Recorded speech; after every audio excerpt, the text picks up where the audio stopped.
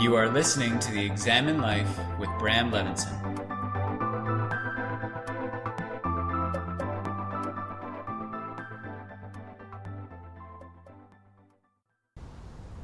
There we go. I think we are recording. That really looks like an old home phone. Really? Like one that you hang up on the wall there. How old are you? 31? That doesn't look like any home phone my mom had. Well, maybe the later years, maybe like early 2000s. Okay. So in like the death of the home phone. Okay. I associate this to like Jennifer Lopez movies that were playing on cable TV, and my parents were watching, and my dad's like, yeah, she's nice, you know? Yeah, and you were looking at the phone. Sure. So, we are back with the podcast. I am sitting here in the middle of the forest, essentially, which isn't really the forest. It's Mont-Royal in Montreal, in the heart of Montreal, with Mike Daigle. And we had a coaching session a few weeks ago, and I said to him, okay, you're the next guest on the podcast. Simply because what we were talking about, I think, is universal. And a lot of the stuff we were talking about is stuff that I've gone over before with people, and it just seems to resonate because the experience is a collective one. And so today we find ourselves out in the middle of green. I'm not sure if you can hear the wind. The wind is amazing. We've tried to distance ourselves from car traffic. But there are people passing, and we just thought we'd give you a little sound of deep summer before deep summer turns into deep fall, which in Montreal literally can happen in the blink of an eye. So welcome to the podcast, Mike. Thank you. It's great to have you. It is great to be here. I appreciate just talking to you about whatever. Whatever. And I think we got some good stuff to offer. Yes. So on the way here, we were talking about the concept of the work that you've been doing, of like the meditation work that you've been doing, and just like the insight that you've been getting from, I guess, looking inwards and focusing. Yes. Talk to me a little bit about that. Well, because for me, it's such a new thing to be able to even listen to or witness my own thoughts. Yeah. Because before it's just a big mess of like mosquitoes buzzing. Yeah, I always think of it like that. It just sounds like 1,000 mosquitoes buzzing, but you can't like swat any of them because you can't catch them. You don't know where they are. Yes. So that to me was like just an everyday thing. It was normal. But then it took me to getting to my 30s to realize that it wasn't really okay to feel that tension all the time and to not be able to just focus on one thing at a time. Mm-hmm. So when I realized that, I'm like, oh, okay, I got to do some work. So I started doing some work. Started going to your yogas. Started reading some books, doing some podcasts. And then now I'm at a point where I'm able to witness all of the thoughts, or almost all of them, most of the time. And this is fresh. This is like 2 weeks fresh. Yeah, yeah. And it's so incredible. Like, I want to tell everybody that's an overthinker, anyone that has like ADD or thinks they have it or whatever, anything that you think how can I say this? Anybody that is not able to focus or that is overthinking or that has flies in the brain. I just want to kind of talk about that because it's so important to be able to focus and to find your presence in that. Mm-hmm. Okay. What you're bringing up is really interesting because I think right now what's going on in the world is everybody is weighed down with there's a lot of shit. There's just a lot of shit to think about, and there's stuff that we need to think about that we've never had to think about before, and that learning curve for some people is steeper than it is for others. Oh yeah. And for the people who completely reject the learning curve, that's something else that the people who are on the learning curve have to factor in. Like there's a lot of shit to think about, and there's a lot of a lot of shit to make sense of, and there's a lot of stuff that sort of bounces around in the brain. And I think that because everybody seems to be operating at a different level of tension and impatience and energy expenditure, do you know what I mean? Like things as we know it anyway, or as we knew it, things aren't quote unquote normal. Yeah. I think what you're talking about is really interesting. And last week, basically my dog, I got this diagnosis for my dog, and I remember getting off the phone with the vet and just thinking, I just want to turn my brain off. There's so much to think about right now. I just want to turn my brain off. Yeah. I'm tired of my brain working. So what you're Yeah, talking yeah. about is so, not only is it interesting, but it's vital.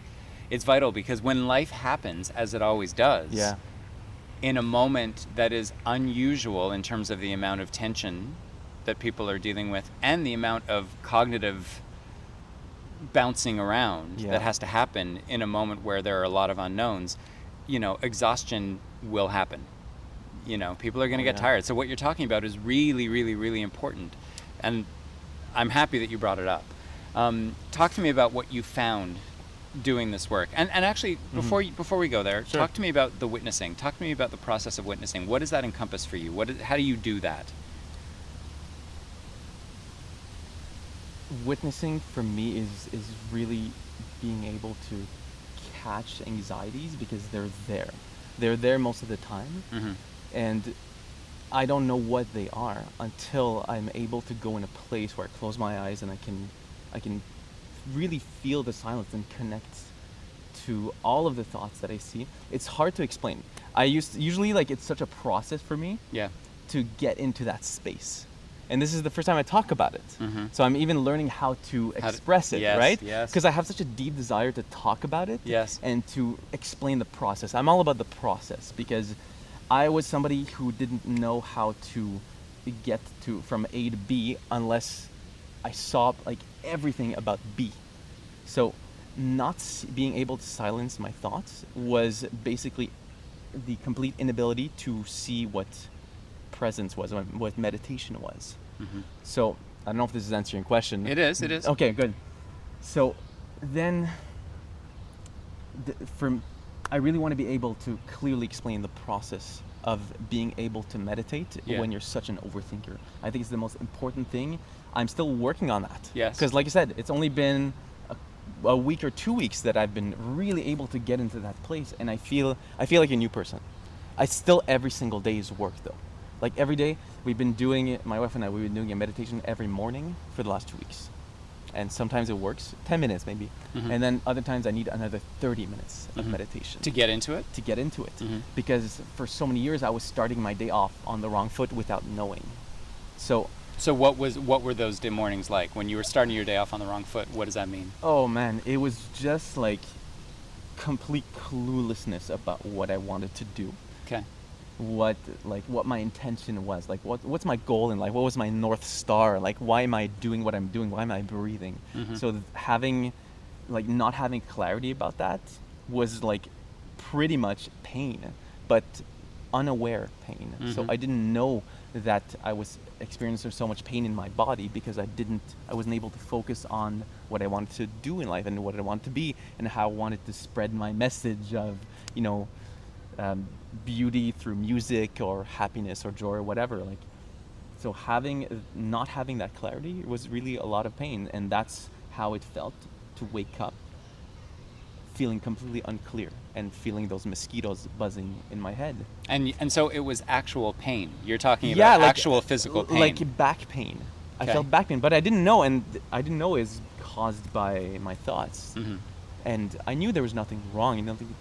I used to overthink though. I'm like, oh, what's wrong with me? Just Google symptoms. Obviously, okay. Bad idea. There's something with my gallbladder. There's something with my kidney pains. I in my second book, I took it out before I published the book, but in my second book, one of the intentions for the day was it is always a bad idea to Google or to research your symptoms online. It's never going to end well because you see horrible things that have nothing to do with your reality. Yeah. Oh yeah. Yeah. And then you put yourself there. Yes. You put yourself in that possible reality. Yes. Of what you're reading. Yes. So that's it. It was just such a bad experience that I didn't even know. I just thought that's kind of normal life, because when you're in your 20s, you don't really know shit about shit, right? Yeah. You don't know anything. Yeah. But you think you do. You think you do. I thought I knew so much. Well, that expression, youth is wasted on the young. Sure. That's because when you're young, you've got the confidence. You've got that bravado, yeah, but you know yeah, nothing. For sure. When you're 90, you know it all. Yeah. But there's no bravado. It's right. my body can break if the wind changes direction. You know what I mean? Or at least that's what I would imagine. That's I'm not it. there yet. That's it. Yeah. Okay, so it took all that to say that it took, I guess, rock bottom. Rock bottom is different for everybody, but for me it was just really having a lot of like back pain, being unable to do the things that I loved. Like I would pick up a guitar and it's like I forgot everything. Right. And it was really weird. I'm like, what's wrong with my brain? Obviously, I'm thinking there's something wrong with the brain. Google symptoms of whatever. I'm shaking my head side to side. No. I couldn't. I was Yeah. skateboarding and it felt like I was so bad. I was singing and I could not connect the intention of like having fun while singing. Yes. So everything that I loved was just like inaccessible. So you're a musician. Yeah. Oh yeah. Talk to the listeners about like what your craft is, what your art is. What does it mean to you? Yeah. Oh wow. It's like it No changed pressure. so much. No pressure. Thanks for saying that. Yeah. Uh-huh. It changed so much over the years because at first it was just like learn as many instruments, learn as many styles, understand, learn. And I'm so grateful Yeah. that I got to that place because even though it was more of like something I had to do to prove to myself. Okay, so it was not. There wasn't anybody telling you had to do this. It was No, you saying no, this is no. because you wanted to do it. Yeah, of course. Okay. Like I picked up a guitar at 14, 15 and like it was so quick for me to understand it and to learn and to be able to like reproduce something I heard right away and I was like, okay, there's something there. If I don't take Totally. advantage, I'm wasting something. Yeah. I'm wasting completely. So I had to, and it just happened so quick that I fell in such deep love with everything that was musical creation. So everything I heard, man, I was so passionate about like all. I started listening to Iron Maiden and like even like orchestral metal, and I was like, this is crazy. And then other stuff, and I loved all of it. Like it just sound was amazing to me. What it can make you feel, and I wanted to there you go. I wanted to reproduce what like how something made me feel. I wanted to be able to make someone else feel it. So would it make sense? Which is interesting because right now, or right before we started talking about this, you were talking about the process of witnessing because Yeah. you want other people to understand what Yes. this practice can bring them. Exactly. But is it possible, I mean, I'm not sure, I've never talked about it with you, but does it make sense to say that, all of a sudden you found music and music helped you not only internalize certain feelings and be aware of them, but then be able to re-express them, thereby Yeah. getting you out of your head? 100%. I didn't know this until pretty much 2 weeks ago. Yeah, Just because kidding. Why I said it's so different now is that like I'm no longer about I have to do this, I have to learn everything, I have to reproduce music, I have to do this. It's no longer something I'm like, tightening or forcing. It's just I'm letting it come to me. But since I've done this over the last years, I'm like music is my second language. And I speak it so fluently, I believe. And I'm so grateful for that because when I have an idea in my head, I can tell exactly what it is. I can hear all the notes, I can hear all the chords, I can hear the space between the chords, and I can hear everything. And I'm like, thank God for that. Yeah. Because whenever I'm focused on something else, like a mundane task like doing the dishes, ding, an idea comes. I'm like, oh, there it is. That's when inspiration hits. Oh, it's usually when I'm like not thinking about it. Yes. I can't force it. I'm the same. My I just creative plant process a seed. is the same. Yeah, I just plant a seed of okay, I know I want to write a song of this style because I've heard it. I heard this awesome song that motivated me while I was doing a down dog in Bram's yoga class, and it really I really connected to it. And I want to reproduce something with those vocals that got to me for some reason. But again, I'm not choking it. I just it made me feel something, and now I know I don't want to reproduce it because I want to be good at everything. I want to reproduce it because it made me feel something so strong that I want to be able to make someone else feel through my own version of what life or beauty or anything is. Yes. Totally. I'm still learning the language, of music? no, of being able to express myself. Okay. I used to stutter so much more when speaking. So even now just talking to you, I was kind of slightly nervous coming here because I'm like, I gotta make sure that I speak clearly and with intention. It's my first time on an official podcast. With that said, yeah, it's all welcome. yeah, No for pressure. sure, for sure. No, Okay. I don't feel. I felt nervous at the beginning, but now I'm good. I'm happy to be here. I Good. love talking about this stuff, Good. and yeah, I'm grateful for that. Okay. So let's circle back to witnessing. Sure. Let's circle back to that process. What is it like for you? So would it be fair to say that for you meditation is witnessing, or does witnessing bring you to a state of meditation? Meditation brings me to witnessing. 100%. Meditation brings you to witnessing. Okay. Yeah. Or I mean, I guess It could be. I think so, because now I meditate every day Yep. with a purpose. With the purpose of I got to get myself in a space where I see my life, I see every wrong thing that I say, and I know why I said that. Oh, because I'm frustrated about something else in the past, and this. Okay, now I see everything. I can see literally everything that I do. So I can connections. see everything that I feel.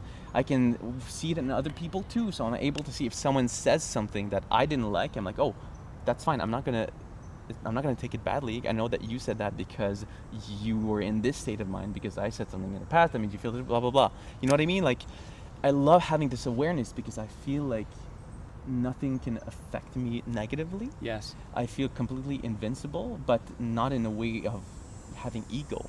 I just feel strong in myself. I feel like I can diffuse any bad situation in a heartbeat. I feel like if I pick up a guitar, I can effortlessly express myself without like thinking too much, which is something I've strived to do for so long. Really. It's still a challenge, but like so this state of mind of complete enlightenment, if you will, Yeah. is definitely a goal of mine. Okay. Because when I'm in that state, man, is everything clear and easy and like beautiful, and all you feel one with the world. Right. You don't hate on people that you used to hate on. So there's no judgment There's no more judgment towards others or towards yourself. No, there's only understanding, and like the best for me, the thing that I love the most about this is being able to jump into someone else's perspective. Yes. Because when you're judging, you're viewing things from your perspective only. Yes. And then when you see somebody that's like acting so weird, and you're like, you can't understand why are they like this, you know? Are they raised like this? What this whole family is crazy, man. Like, why are they all like this? And you're like, you know what? It's not their fault. They don't know any better.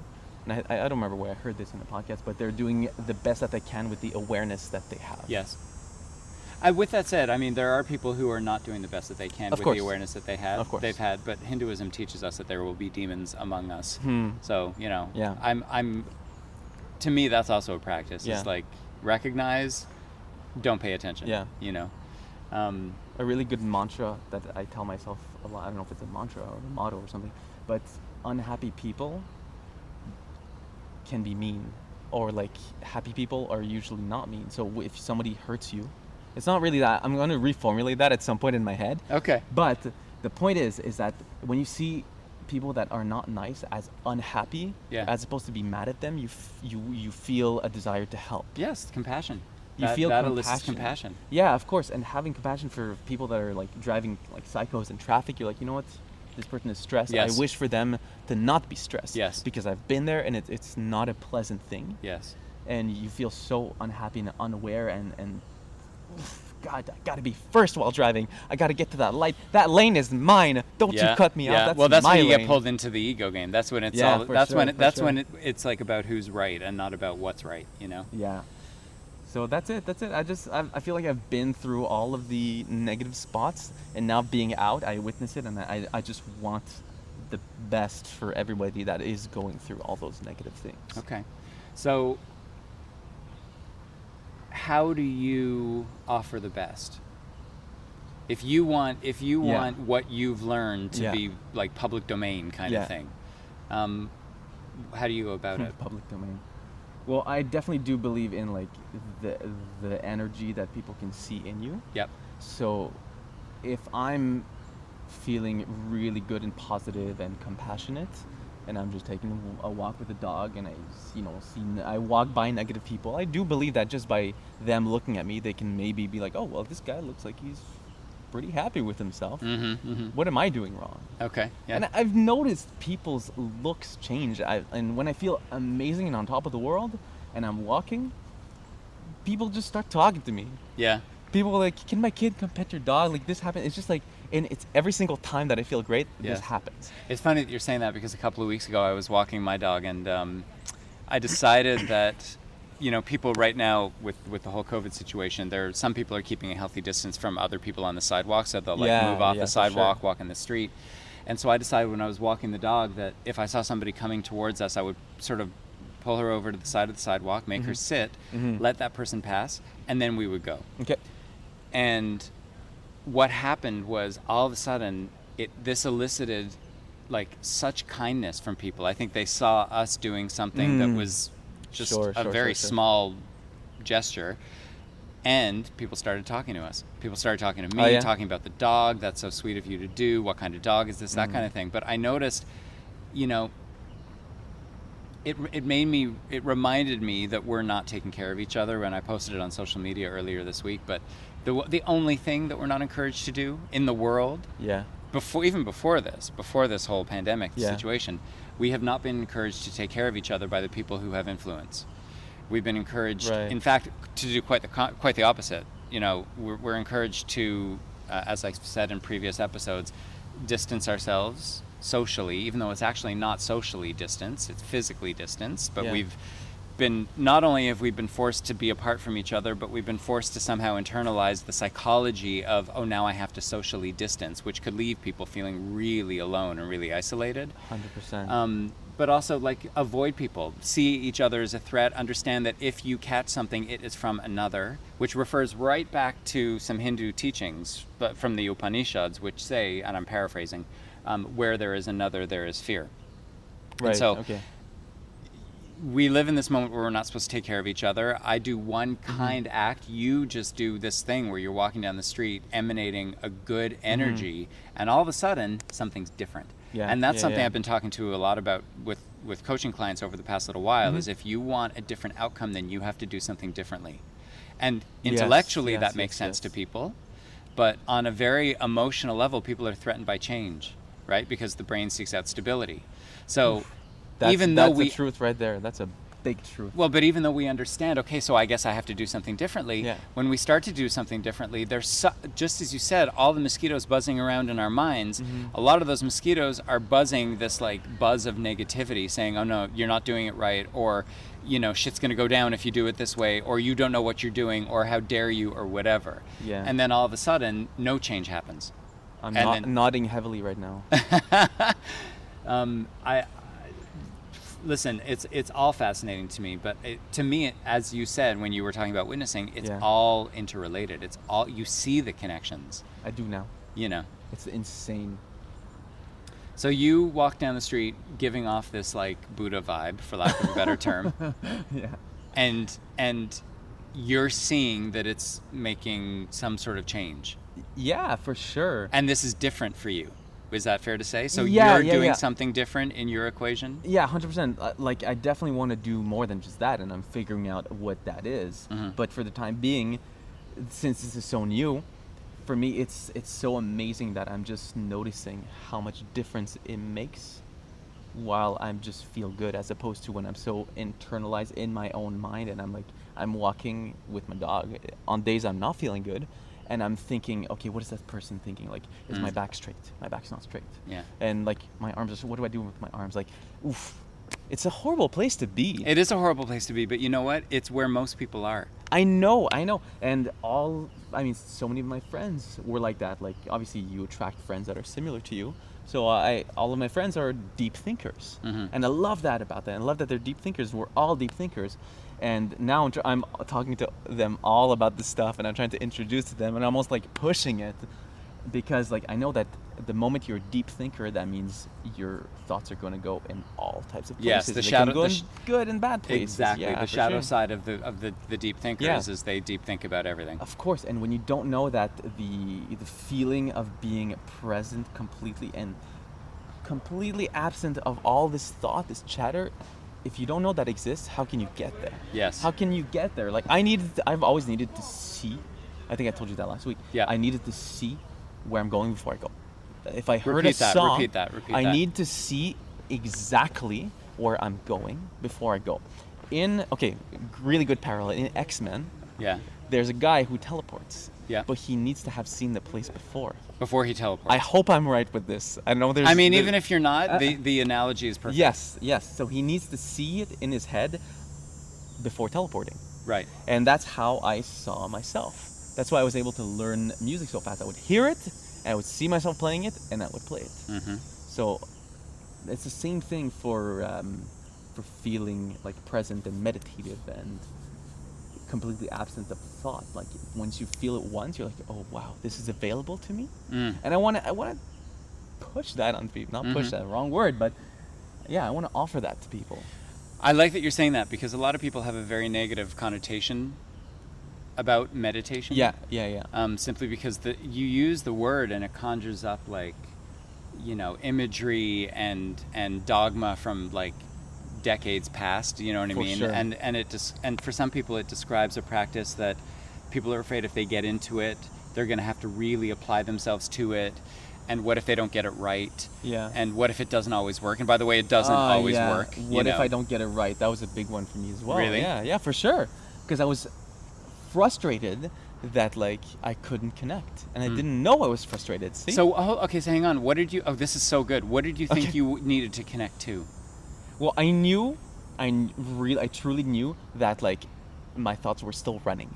It's like if your car's running on idle and you can still, or like there's a fan on in your room and you don't even know that it's on because it's been on for years and you never turned it off. This to me is the feeling of constantly thinking. And then when you turn that fan off, or when it just shuts off out of nowhere, you're like, oh wow, this is so calm. And that to me is the feeling of achieving presence. Yes. It's incredible. So back to what you said, which was when? No, I got lost in that. That's okay. That's okay. But something I wanted to say, maybe. Yeah. Something I wanted to say is that for me, the process is a little bit in reverse, whereas meditation for me, the practice of witnessing brings me to meditation. Okay. And the way, so like if I can anthropomorphize it a little bit, so if every thought that's going on in your mind, if every thought that's going on in my mind, if I can all of a sudden try to give that a form. So every thought is a fly, or every thought is a runner in a marathon. Okay. And all of a sudden I'm seeing it. Yeah. I'm seeing it as opposed to simply being at the mercy of it. Okay. And the second I can see it, to me, that's when I can go, oh. Okay. Do you know what I mean? Yeah. I'm not saying that maybe it's like that. For me too. No, but it doesn't need to be like that. It can be exactly the way you said it. Yeah. But that's the point. And that's what it was. It was about meditation. I was saying people are freaked out by meditation just because they have all these connotations. That's what it was. And what I want to get across to people when I teach them meditation or when I talk about meditation is that meditation is whatever brings you to a place where you find presence. It's very easy right now because we're in the trees and the sounds around us, you can't not, I'm sure you can hear them through the mic, but I mean, you can't disconnect from them. They're all around us, you know what I mean? Oh, for sure. And that's also why I say meditating in the presence of like a lot of noise is probably the best opportunity to meditate. Yeah. Because a lot of people think you need to do it in a room where things are dead quiet and everything is, all your ducks are in a row, everything's where you want it to be. And for me, that's boring.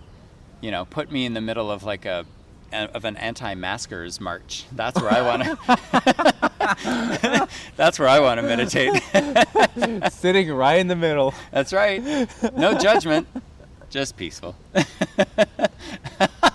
Maybe a little. Maybe just a smidge of judgment. Yep. Okay. No, that's it. Like destigmatizing what like meditation and yoga is. Yeah. Because I was like so against it. Not against it, but like against for myself doing it. Because I just thought it was like complete crap. Tell me why.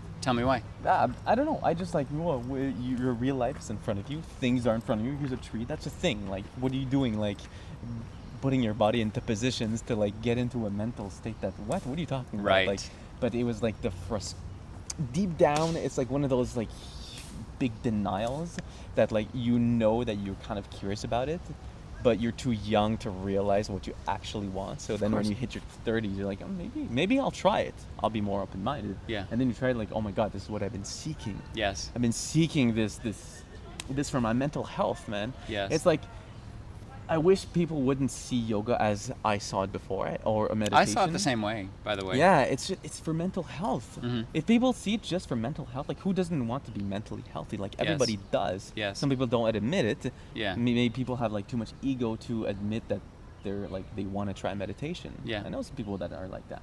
And I wish for them to not be like that, and to see it through the perspective of it's just for you to be happier and more calm. I mean, I also think that people will get to it when they need to get to it. Of course. You know, Of like course. You like can't like push. as you said, like when they hit their rock bottom type thing, or sometimes before. Yeah. But something I've been thinking about recently is that meditation and yoga, there's a part of me that doesn't want to admit that this is the stuff that we fall back on when shit goes wrong. Yeah. Part of me It is. doesn't want it to be like copeology, you know what I mean? Part of me doesn't Okay. want it to be, because then it has a connotation for people that you only do it when things are going wrong in your life, so it helps Okay. you deal. Yeah.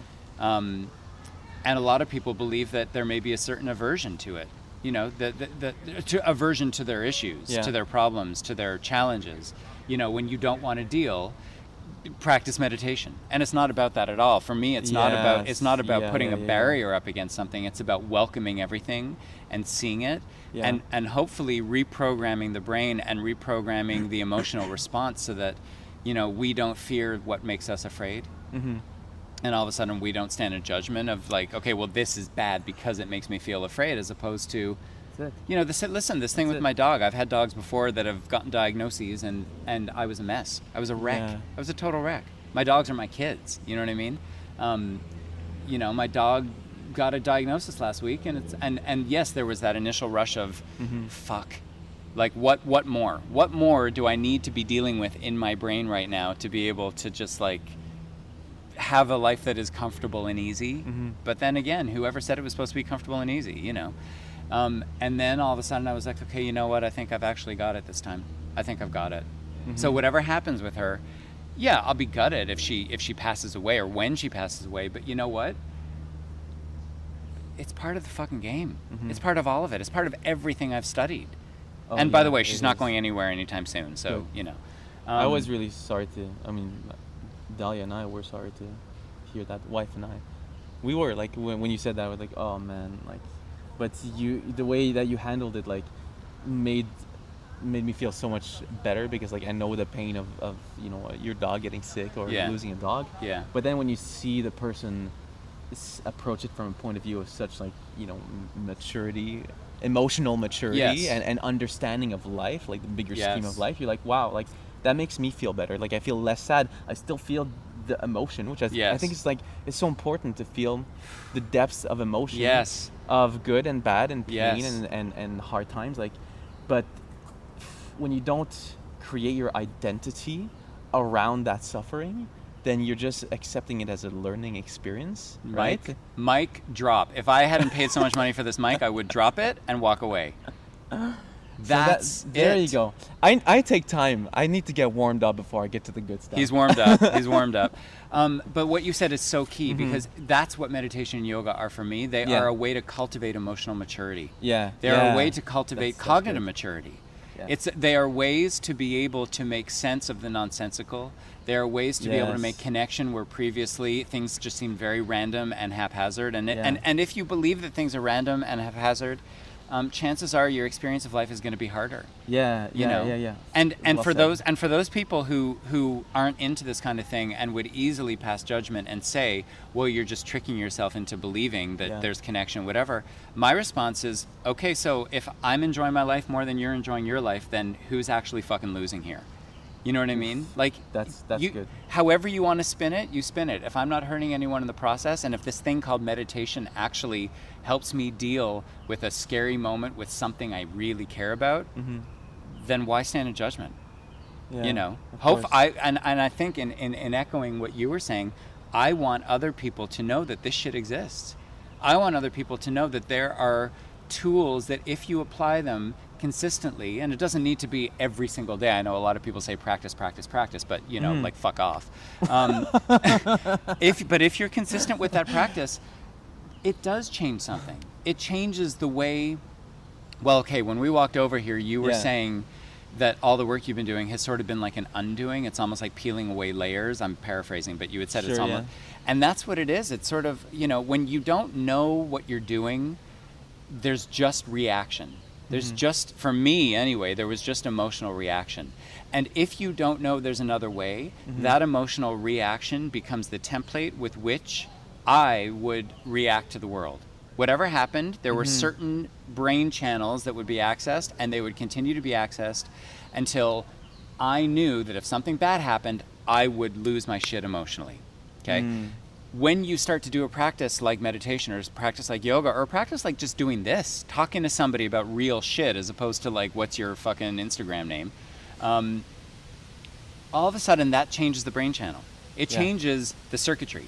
Yeah. And when it changes the circuitry and you have a more emotionally mature way of processing something or meeting something or dealing with something or making sense of something, holy shit. That to me is like, oh, nobody told me life could be that too. That's like you have the tools to do literally anything. Yes. To handle, like, to me, you've got the star in Mario, you're invincible. Yeah. Like oh, yes. That's it, because if you're able to deal with any situation with that emotional maturity, then dude, you're invincible. If you know who you are, because meditation is like knowing who you are, right? Yes. It's finding. So actually, I wanted to say this. Say this, please. The way I saw meditation when I was younger was that it was a world of fantasy. Right? It was the same way that I had seen religion for a bit. It's just everything's fantasy, and like if you're not like talking about what's real and right in front of you, you're living in a world of fantasy. Yes. And I think that some people still see meditation and yoga like that. Yes. But the real truth, and okay, people see it like that because there's a lot of bullshitters out there. There's a lot of people who are representing meditation and yoga in the wrong way. Yes. Right? And then when you see that, Amen. and there's people representing veganism in the wrong way. So Yep. People hate vegans because of the wrong people. It's so funny that you're bringing this up because I haven't spoken about this, but I mean, and I'm not vegan. Ethically and morally in my mind, I am. Yes, same thing. Same. But in reality, it's not right for me. And I know physically, biologically, it's not right for me. Yeah. And maybe I was doing it wrong, but it made me very sick when I was doing it. Okay. But also, I was raised by the Flintstones, for lack of a better term or reference. I was raised by the Flintstones, so. I every so often, and listen, my meat is ethically sourced and organic and all that shit. I make the effort with it, but nonetheless, I was going, when COVID started and, we first started having to line up at the grocery store, I was lined up outside the grocery store, mask on, just tweaked into like hyper awareness, you know what I mean? Because everything was new and I didn't know. Oh, yeah. And I looked down on the sidewalk right where like the socially distancing stickers were. And I guess it was PETA or some sort of animal rights activism group had spray painted something on the ground saying something like, something to the effect of, is eating meat worth, oh shit, I'm not even remembering it. It was something to the effect of, if you love animals, why are you eating them? Something I saw that sticker on the floor yesterday. Something to that effect. Yeah. And I just thought, fuck off. I remember being in line thinking, you know what? Fuck you, because that is not getting you. And listen. I believe in activism. Yeah. Actually, I believe that you can be an activist without ramming shit down people's throats. I remember seeing that and thought, you know what? That makes me want to eat a steak. I want to eat. That's like reverse psychology shit on me. That makes me want to eat a steak and dedicate it to whoever spray painted that thing on the sidewalk. Oh my God, exactly. Because to me, although I believe that animals are more. I trust animals more than I trust people. Like I want to say that right now, flat out. But when somebody writes that down, I love that. At somebody who in line at the grocery store when everybody is already freaked out, that's not helping. Yeah. I'm sorry, that's not. And How can you they not people see that? Well, because I think people think that is helping animals. Yeah, shock. Maybe if I shock them. Maybe. And I understand that we don't, massive change in cultures and societies doesn't happen without the activists, not the advocates, but the actual activists, and I get that. However, I don't know. That shit doesn't work for me. I don't like when people ram it down my throat, And actually, I'm suspicious of people who try to ram it down my throat because, to me, that doesn't tell me that you're working from a place of compassion and kindness. That means there's anger there. Of course. So I don't know how we got off on that tangent, but nonetheless. Well, to add to that, why would you, if you believe in something so strongly and, you have quote-unquote enemies, the animal eaters would be your enemies if you're a vegan or PETA or whatever, why would you shame them rather than educate them? Well, I think I'm hoping that they think that is education by putting it down on the ground. I know. I wish I could remember what it said because it was actually, and it wasn't just that I took it as if it were violent, but the phrasing of it was actually aggressive. Yeah, okay. And I just thought, you know what? You might as well just But see the reaction. They tried to shame you. Yeah. And your Shit didn't reaction work. was the opposite. I bought It's like I bought some organic chicken. Sorry. There you go. Sorry. It's like the overbearing parent telling you, if you go out, I'm going to disown you. Like, you're going to go out Bye. more. Yeah, It's are the you s- kidding? Well, it's that's the same thing. Oh my God, are you kidding? That's my entire childhood. Don't do this. Watch this. You know. You have a ladybug in your hair, and my mother thinks that ladybugs are a sign of good luck, so I wouldn't even tell you to move it. I'm going to leave it there. You should leave it Because there. I've been seeing a lot of those. Really? Yeah. My mother is hell bent on believing that shit is good luck, and Wow. I'm going with it. I've always gone with it ever since she said that. Yeah. Oh, it just flew away. Okay, See, it well, left on its own. It like came, it baptized you, it probably peed in your hair, and then it took off. I'm okay with that. It was very cute. Okay, Yeah, so- just a final thought. Please. What I wanted to say is that, like, when I said that yoga was fantasy to me Yes. before, Yes. now the way that I see it and the way that I wish everybody would see it is that, so not yoga, meditation. I mean, when I say yoga, I mean the whole principle of spirituality. Yes. It's just knowing yourself. Because if you're okay, and I want to make this as clear as possible. If you're able to remove all of your thoughts and judgments, what do you have left? You just have you, right? You have your spirit, you have your soul, or whatever you want to call it. If you don't believe in any of this, that's fine. You have to believe anyways that you are something under all of your thoughts and preconceived notions of things, right? Like everything that you learned is what you learned. But who are you under? If you don't get to that core, then you're just your thoughts. So the whole principle, right? I think you told me, or I've heard that before, meditation is getting familiar with, right? It literally means that. So if you're able to meditate, get rid of those thoughts, what you have is your core. If you're able to know your core, then you're invincible. Because you don't have any more ego. You have nothing to hurt. Nobody can hurt that. And all you want to do is just tell people that there's something under all of their thoughts, because everybody thinks way too much. Not just overthinkers, not just people that have ADD or anything that makes them unable to focus. It's anybody Yes. has thoughts that they don't even know. They don't even know that they have like a freaking core under that they can just access. Hinduism tells us that core is what and who we really are. Yeah. It tells yeah, us for that sure, for sure. that presence. Yeah. You know, it's funny because for you, meditation is about finding presence. Finding presence in spirituality is finding yourself. Yeah. Because when you have found yourself, Yeah. you realize that you are, as Hinduism refers to, you are the perceiver, you are the witness, you are the Yeah. observer. Yeah. And so that means that you are the how can I put this without sounding like I'm on another planet? You are the power of perception itself. Yeah, for sure. And for if sure. you can perceive the thoughts, then that teaches you that you are not the thoughts. Yeah. You are what witnesses the thoughts. Yeah. And if you can witness your thoughts, then you can witness everything that's going on around us, like the greenery around us, like Yeah. the sun shining down. You know, this is a moment right now. Yeah. We are plugged into a moment. That moment is changing second to second, Mhm. millisecond to millisecond. And when people listen to this, to that, Mm-hmm. it will bring them back to a moment that has already passed. Mm-hmm. They will be in their own moment. Yeah. And if we can bring people to the moment that they find themselves in, Mhm. then to me, that means that we've done something that is meditative. It means that we've somehow Right. conveyed some sort of spirituality to them. Sure. To connect to whatever's going on right there in that second without necessarily believing that they are their thoughts Yep. or the opinions and the emotions and the sensations that the thoughts have elicited. Yeah. Yeah. That's it. Yeah. It's not fantasy.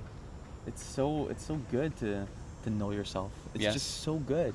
And not enough people know this, and like I wish there was more speakers Who were out talking there about this? who would talk about it in this way. Yes. And maybe that's something that you or I or we or whatever could start doing. Yeah. But it's so important to get through the non-believers, because Yeah. the non-believers are people who they probably some people when I say non-believers, I don't want to make this sound like I'm on one side now. Yeah, yeah. And I say non-believers, I just mean people who look at it and think it's silly, Yeah. but might not be as happy as they could be. Right. That's all I see. It's like totally non-judgmental, because as a former non-believer, like, I can relate so much to having an ego that's protecting you so deeply from changing, because you think that you're so right about how you are, and you think you're like so good at stuff, but deep down you know you're not. What's and really it's tough to break through that. It's tough. You can't force anybody to break through. You can just offer information. Well, and that's key. That's key, because for the people who are the ones who are the skeptics, for lack of a better term. Yeah, skeptics. Hinduism teaches us that for people who, like, how can I put this? I'll paraphrase the Gita, but essentially, like, for those who don't have good intentions, don't utter a word. Hinduism tells us don't even try. With the ones who you think are going to be just like negative and whatever, don't even try. They'll get to it on their own. It's the people. It's the people. Don't try to convince them or show them or whatever. It's the people who have, like, la bonne volonté. You know what I mean? Like the willingness, or at least just like a good open heart. Yeah. That's something you can mention to them. Yeah. You know. You have to want. Like, you can't force anybody to want to change or to want to be happy. But you can lead by example. Yes, of course. And so when you're walking down the street and you're emanating this, like, that's what I feel like I'm doing. Yes. Yeah. Because you're emanating this vibration, for sure. this energy that people are like, I don't know what he's on, but let's talk to his dog and see if we can find out. Exactly, and that's what I want to do through music, and I'm still figuring out how to do that. Yes. How to effortlessly channel the best source of energy in me to come out through music, because to me it's like I'm thinking too much. Okay, but what are the lyrics going to be? The melody, the chords, and everything. And I'm just like, okay, step back, let it come to you. And then when it does, I'm like, oh shit. Yes. Here we go. And the ability to witness that it does come to you. Yeah. And then trust that it will keep coming to you. Yeah. That's something that I think is important to people, because to me that's the artist's way. That's the creative process. Yeah. It is inspiration. I don't write by sitting down. You know, so I heard, I forget who it was, a writer, talking about how it takes writers 5 hours every day. They like block 5 hours a day to sit down and write, but the first 4 hours are just to get into the zone, and then the last hour is to write. That's it. For me, it's not that at all. For me, I can't, if I do that, to me that's the death of creativity. For me, it's like it hits me in the most innocuous of moments. Yeah. I write it down on my phone or on a piece of paper, but typically on whatever device I've got, and then I forget about it. Yeah. And then I go back to it. Yes. Yeah. That's it, because then you're not forcing anything. You're just like, if you were in that zone and you created for, let's say, 20 minutes. Yeah. And then you keep going when you're not in the zone anymore. Because at some point, you're going to get out of the creative zone. Of course. You're not, I'm not creative every minute of every day. That's crazy. That's ridiculous. Yeah. I'm usually only creative like after like 9 p.m. So if I were to work, and I did that for years and years, work during my points of non-creativity. And it was awful. And I didn't know it was awful, because I'm like, I gotta be a musician. This is my dream. This is my goal. This is my calling in this world. So I have to do it. And that's why I musically I hit rock bottom, and now I reevaluated, and that's something that helped me get into this spirituality as well, because I could feel something was wrong, and I could feel I had a bad relationship to music, and that made me so sad, because music was my, my second language. Yeah, of course. And if I can't speak a language, oh man, that took a lot away from me. I felt like I lost a limb. So I had to reevaluate. I really had to reevaluate. So I got into this stuff, and now I get it. And now I've came up only with one, maybe two musical ideas that I feel are completely different, because they came from a place of realness. And I'm so proud of them, and they're not finished. They're just ideas. Yeah. But it's different. It's different. Every time I listen to them, I get into that place. I'm like, wow, this feels good. Yes. I'm not just doing it to prove that I'm good, that I can be a producer, a composer, I can sing. A lot of my old music was to prove something. To myself, maybe? To so people. What were you trying to prove? Well, I mean, I just loved music so much. I loved so many artists that, like, I guess I just wanted to prove to myself that I could do it. I don't think I've gotten into that space where I figured out exactly why I needed to prove that to myself. I don't think that's that necessary, because I don't feel it anymore. I mean, we all need to prove something to someone for some reason. Yeah. Sometimes it's important to know why. Yeah. But I mean, shit, I had a great family. It's not because I'm trying to prove anything to my parents who were like disapprove. It's not that at all. Yeah. So I kind of let that go. I'm like, whatever. I don't care. I don't know why. Probably just to prove. I to love myself. that. But I love that you're like, it doesn't matter. Yeah, That's right? amazing, Right, because right. people spend so much time trying to figure it out. And for me, the most succinct way of saying it is most people are operating from some sort of belief that they're not something enough. That's it. That's all you need to know. Oof. That's big. Yeah. Yeah. But I mean, for me, yeah. it is big. But for me, it's like the quickest way to just go, okay, but let's move on, because that in itself could be like, if we're talking in the context of a coaching session, that could be the entire session, But I like to get people to like desired states as quickly as possible, For sure. as efficiently as possible. Desired states, exactly. So I can switch into my desired state much easier. Yes. So that's the point of meditation, is because when you just say, okay, I want to reach presence, okay, but why? Because through being present, which means in normal terms to just not overthink everything and to just like connect it to the moment, then I'm able to do anything from that point with no judgment. I'm able to pick up a guitar and play something, not just because this is where my fingers want to go, because this is what the scales I've learned. I want to play something that I feel, and now my fingers are moving differently. I'm no longer boxed in, and this is my parallel to what I want to do in my future business, is to kind of teach people music through a different approach. Because the 4-chord notion, yeah, sure, you can make cool songs with that, but like, you're so boxed in. The scales on the guitar, like I can see the box of like, okay, I have to play these frets to make these notes, and these are the only notes I'm allowed to use in this scale, so I'm not gonna break away from that during this song. I'm just gonna stay there. Dude, that's a box. You can't. What does the box sound like? I don't know. Listen to a box in your head. What does that sound like? That's what that music sounds like to me. So yeah. When I'm in those states, I don't see the boxes anymore. Wow, it's crazy. And I I was in those boxes for so long. And the boxes were wide because I learned music theory, like, pretty much all of it. I love it. Like you said, second language. But they were still boxes. Even though they were really wide, they were still boxes that I was like listening to. Do you think that people would need to learn what the boxes are in order to break away from the boxes?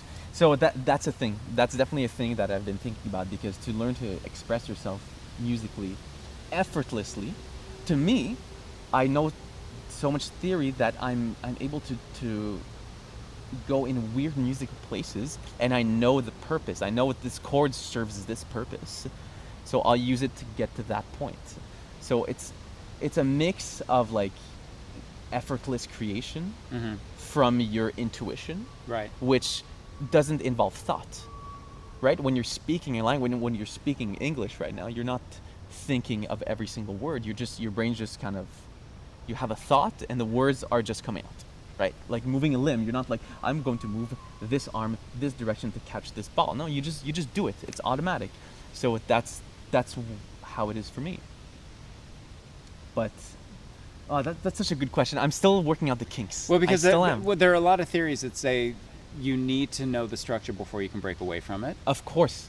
Yes. With that said, when you picked up a guitar for the first time, you felt something. The first time, yeah. Yeah, for sure. And were you able to use it? Were you able to play it? Were you able to just like reproduce whatever you had heard, that kind of thing, or not? Well, after some self-training, absolutely. Okay. Like I would listen to a song with like a stupid punk song with like 3 chords. Yeah. And I was just obsessed with finding out the distance between each chords. Right. And I would just hear 2 notes. I'm like, what's the distance between these 2 notes? When you say distance, you're talking about like on the actual arm of the guitar? Yeah. From like, if you're playing a piano from like down, down. Yeah. This, I'm like, what is that one? And then one a bit higher, one higher one. I'm like, I needed to know every single thing. Cool. I needed to understand it. I'm fascinated by the artistic process in other people who can do things artistically that are not my things. When I hear someone sing, that to me is like that's the thing that I envy the most. I would love to be able to sing. I can't sing I can hold a note, but it's not a good note. Right. You had sent me a version of No Time to Die by Billie Eilish that you had done, that you had covered, that was so incredible. First of all, I listened to the first run through. I listened to it, and like my hair, well, whatever, my hair on my arm, standing on end. And then I listened to it again, and then I started playing it for my friends. I was like, "You've got to fucking listen to it." Cool. It was Thank you for that. Incredible. Thank you. But the fact that you did all of it, the instrumentation, Yeah. the production, the vocals, that to me, and it's a different take. The instrumentation is a very different take on the original instrumentation. That to me is like, that's almost like godly. To be able to sing like that is almost like godly for me, because that to me, I don't know what to say to that. Well, you don't need to say anything. But like people who sing, people who can dance too, like who can really dance. Right. I don't know how they do. It's effortless creation by not thinking. It's your intuition, and it's not thinking. Like people who dance really like improvise a dance or improvise a guitar solo. Yes. And that's something that I've written down plenty of times, and it's going to be something I want to teach. Yeah. That point of effortless creation, which is to me is accessed through presence, through getting rid of all your thoughts and all your boxes. Yes. Then you can just get on a dance floor and you feel the music in your core and through your intuition, and you just move to it, and you look like you know what you're doing. Because it's an authentic expression. It's an authentic, exactly, well said, an authentic expression of yourself in that moment. What does that song make you feel? It makes me feel I want to move my arms this way. Yeah. And like that to me is natural in that moment. Yes. So that's what makes anybody successful at speaking publicly. Yes. Dancing, improvising music, creating music. Because creating is also improvising. Yes. Because if you're creating a melody in your head, it's trial and error, but like often it just comes up as something and you're like, what do I want to hear next? Oh, this, no, and this melody goes up and up. Oh, well, this goes down. And it's linear, like it's happening in the moment.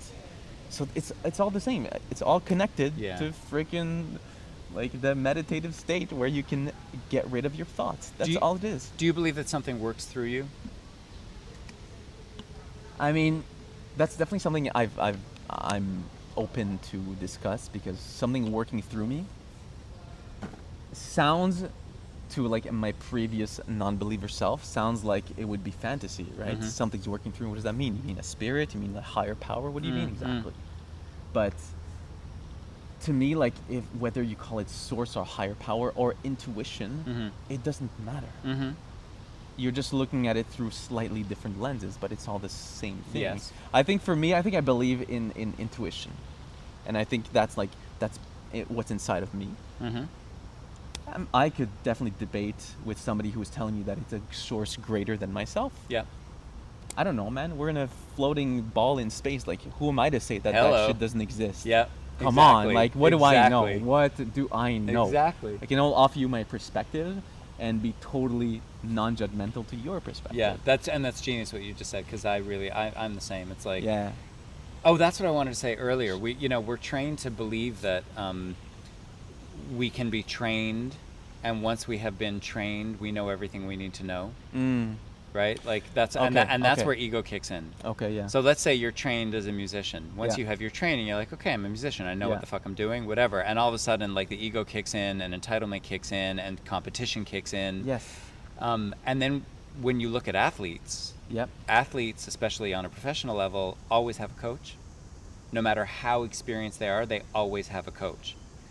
So that sort of insinuates there's always something else that you can learn. Number one. Number two, you don't need to outbest anybody except yourself if you're playing that game. It's not about being any better than anybody else. It's about understanding, okay, your personal best was this. If I had you think about things a little bit differently, could you potentially put that to shame? Could or not, but could you all of a sudden find a new personal best because all of a sudden somebody triggered something in you? This is something I've been thinking about because the coaching business has been off the charts over the past 4 months. Love to hear that. That's awesome. And to me, people, at the same way people are reticent to come to meditation or yoga, people are reticent to come to coaching because they're afraid that, well, I don't think there's a fear, but I think that there's a belief that it's like, okay, I shouldn't need that. But in my experience, it's like, why do you think therapists report to therapists? Because everybody needs to be able to shift the shit that is going on in their mind and in their heart and in their body, whatever. Constant learning, right? Like everything. Yes.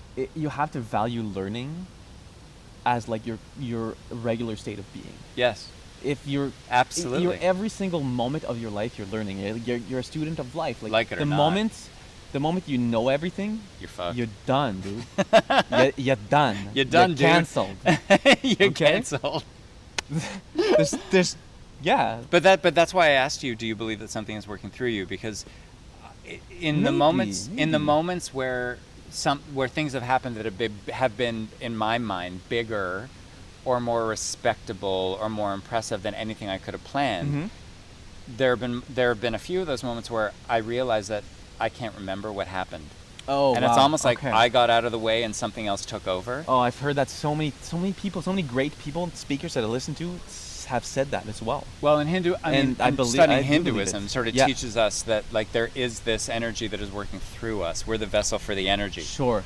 And I would have thought that was like a big pile of crap until it happened. And when it happened, I remember thinking, shit, I hope I didn't piss anybody off. I hope I have no, because I didn't know what came out of my mouth. I was teaching, and after it was over, I was like, what the hell? I got so nervous about it, and then when it happened, it was like the Bramness was gone, and then all of a sudden the Bramness kicked in when it was over, and I was like, what just happened?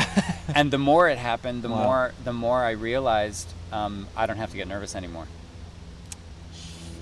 So all of a sudden, I wouldn't sit like cramming for something I was going to be teaching or whatever. And I don't do that at all. I just show up. Yeah. And I trust now that thing happens. Oh man. And it does every single time it happens. That's because I got out of my own way. Hashtag goals, dude. Well, like, that's it. That's the goal. That's effortless. With that said, right? It's not like I'm showing up for brain surgery thinking, oh, the shit's just going to happen. You know what I mean? Like, it's not that. I'm obviously showing up to things that are like Bram appropriate. But nonetheless, like the stuff that, because when you first start out, it's sort of like fake it till you make it. It's like, can you teach about this? Oh, yeah, for sure. And then all of a sudden you're like, or if I was applying it to like a musician, okay, let me learn the fucking song, that kind of thing. Yeah. But once you've done it enough times, you've done it. You know. And for me, it's almost like, you know what? I'm going to trust that I don't know, but that even though I don't know, something else will figure it out. Isn't that huge? It is huge because it takes fear out of the equation. The stress and the fear and the anxiety of not being able to do something. Yes. But it does take experience, and I'm getting to that space now where, before coming to this podcast, I felt both. Fear. Because it's still so new to me. Yeah. To be in this enlightened state. Yeah. That I knew that we were going to talk about amazing stuff. Yeah. But I also had the voice in the back of my head that's like, but it's still new to you. Like, what if you stumble at the beginning and you don't know how to express yourself? And I did just a little bit. Did you? But whatever. Doesn't matter. Did he? I don't think he did. But now, that's it. Like, I'm in that place where I'm not nervous because I know that what I've collected, all the information, all the emotional information that I've collected over the last months, year, whatever that I've been doing this. It's almost like that 4-hour prep and then 1 hour of creation, right? That you were telling me, the 5-hour thing that takes 5 hours to write a paragraph or whatever. Yeah. So to me, it's more like the last 2 years of like gaining information but not making any changes, and then the last like few months of making huge changes. So and having all those previous like months of information make sense now. And now I get it. I get why I had call center jobs for so many years.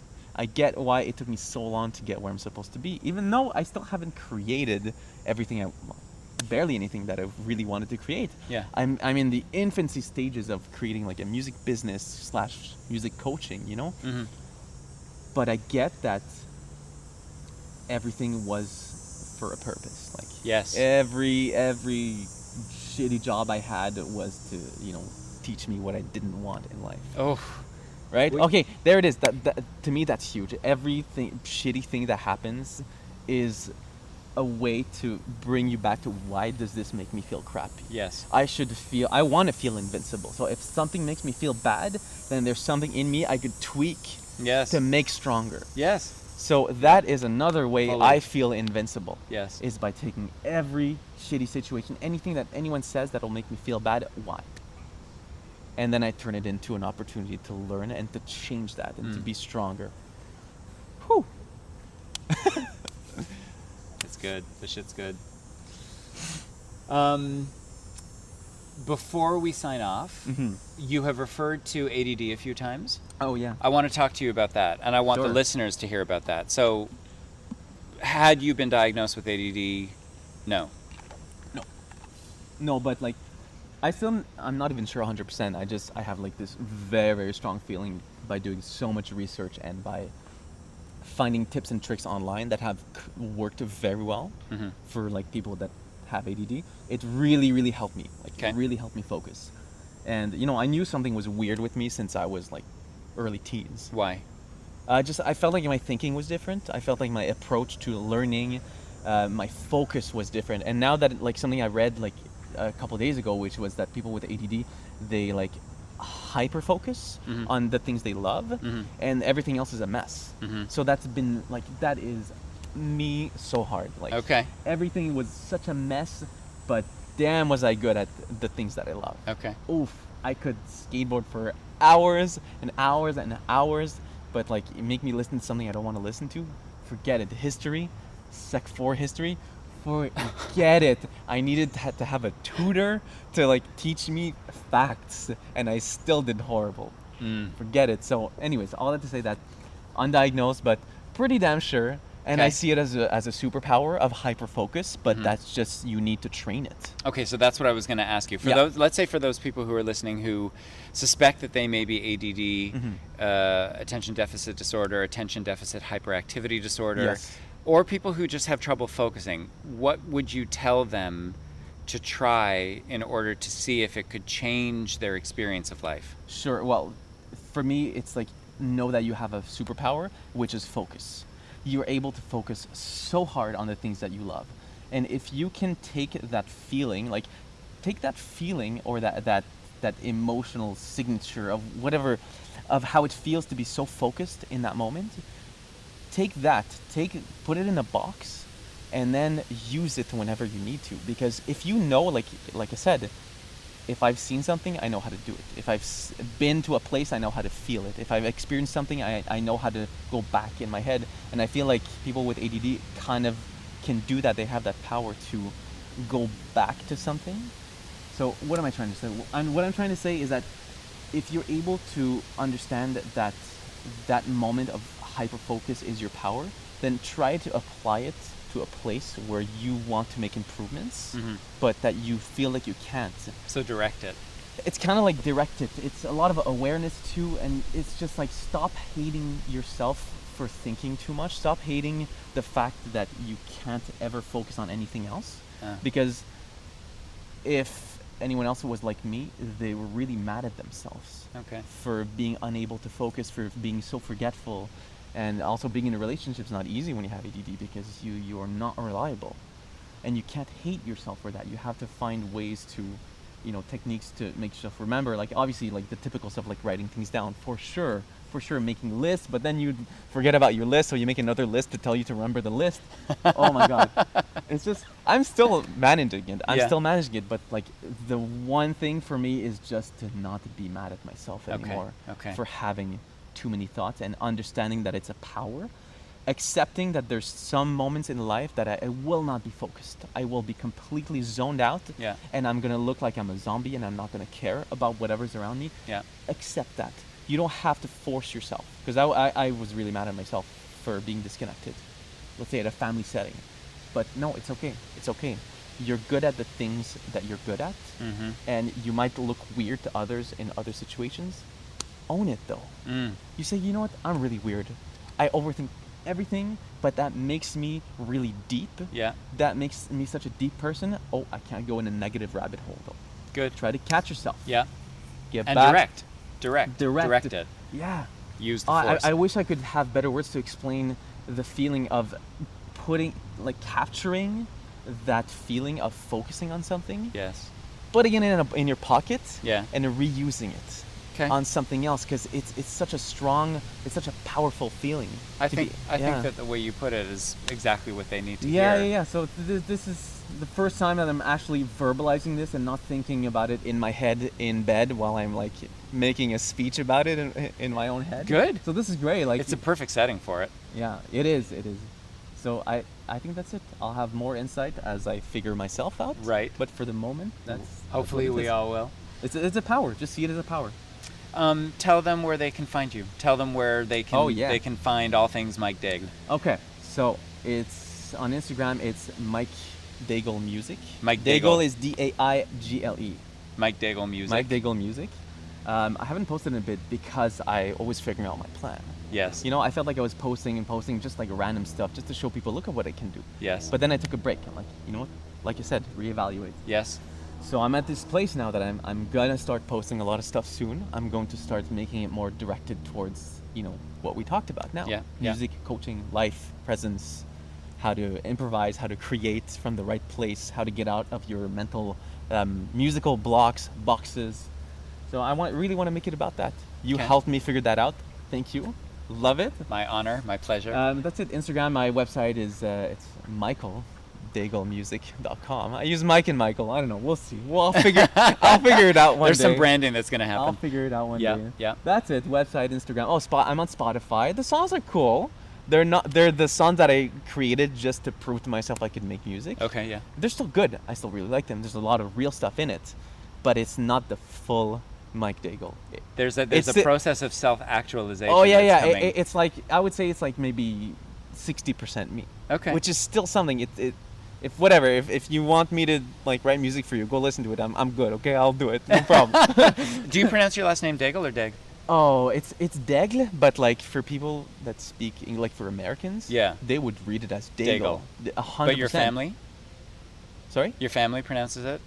Daigle. Okay, that's what I Yeah. thought. Okay. But if we're in the States, it's Daigle. Yeah. Okay. Because we know, and there's a Lauren Daigle out there, and she Yes. does music, and Yes. it's Daigle. Yes. So I'm like, you know what, Mike Daigle. Oh yeah, here you go. Michael Daigle is a bit of a mouthful, so that's why I'm Spotify. I'm Mike Daigle, and I'm on Instagram as well. Okay. Well, there you go. Yeah. Check them out. I hope that this conversation has, given you guys something to think about, something to inspire. Feel free to reach out. If you want to know more about Mike and you can't find him for whatever reason, reach out to me. I'll direct you. And listen, just give it all a good think, and I will see you later.